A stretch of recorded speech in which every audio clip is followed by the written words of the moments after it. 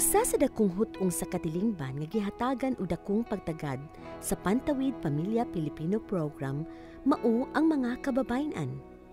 Tumong niini nga mahatagan sila og kahigayunan nga mahimong malampuson, mapuslanon ug mabungahon nga mga individual aron makaabag sa nasudnong kalambuan.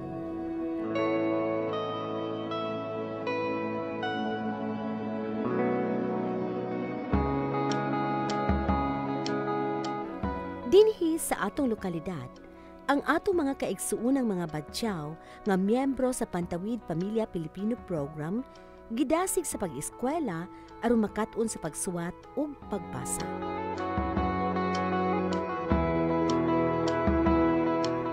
Ug sa ingon niini, makabaton sila og kumpiyansa sa ilang kaugalingon ug dili na magsalig sa pagpakilimos alang sa ilang inadlaw-adlaw nga panginahanglanon.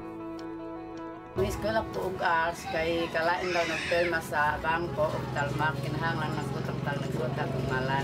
Akong gibati maayo maabot maayo na ko na kay din ako nakuwan sa tao din ako nagtalmak magutang na sa akong malan.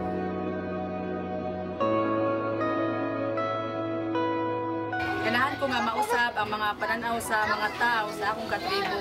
Akong nadak-an sa unang mga kababayan kanara sa balay magatiman sa mga anak bilang housewife. Pagsud sa Pantawid, kanang mga aktibo na sila kay volunteer na sila. Karon mas maayo magtinabangay kaysa ang asawa na sa balay way buhat. Mas maayo magtinabangay para dobling kita. Dobling kita, dili magkalisod, na sa matag adlaw, mga bata labi na eskwela.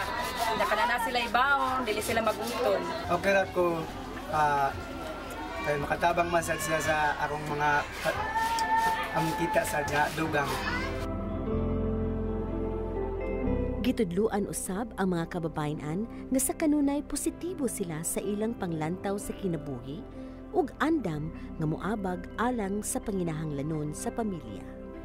Nakaligulan ang akong pagkatao kay tungod aning nakaapil ko sa programa. Ang nakatunan ako na sa ilang pag-meeting namo na unsaon pagmanit sa kwarta ug unsaon pagdas kwarta. Sa edukasyon, paningkamot ug pagtinabangay, kaya natong mutabok gikan sa kalisdanan.